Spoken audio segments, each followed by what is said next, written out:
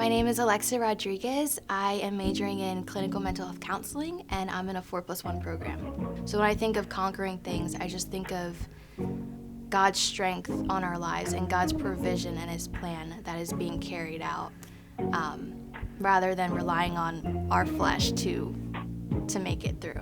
Growing up was really rough. I did have a good childhood. My parents were worship leaders, and I led worship with them.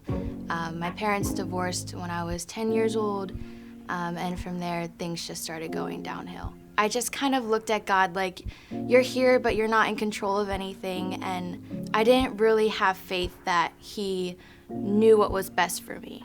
I was very alone, and I started to write all my emotions out. Sometimes I'd be in my car, and that helped me a lot to process what I was going through. Some of the things I felt was just a lot of anxiety, depression. I didn't feel motivated. I felt very lost, and I didn't know myself. I felt called to go to a Christian school, and I also felt led to just stay close to home, and LBC was only like 25 minutes from my house. So I looked into it, and I saw that they also had a counseling program. I really felt like the Lord was pushing me to help people. So I came here for open house, and I just felt like this was my home.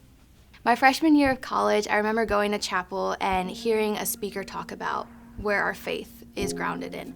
And I remember hearing him say, your faith is not in your circumstances, but it's in God alone. And that's something I've always carried with me, even now as I'm approaching a graduation and it's my 5th year.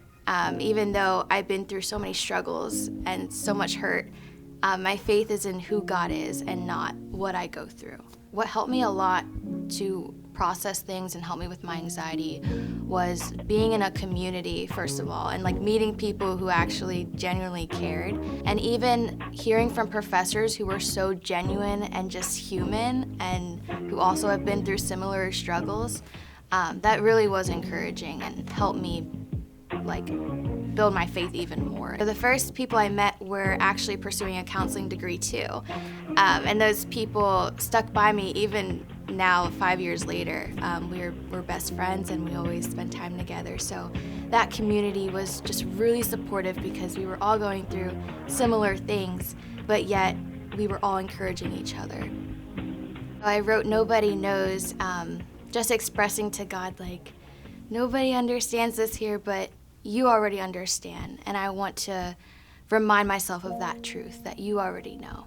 The chorus of the song begins by saying, He sees you're hurting, even though it's not showing, and then He sees your heartache, even though you're still smiling.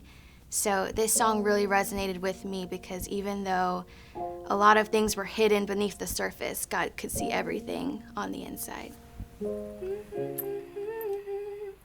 Even though it's not showing, and He sees your heartache, even though you're still smiling, and He sees your suffering, even though you keep going, oh, 'cause God already knows what nobody knows.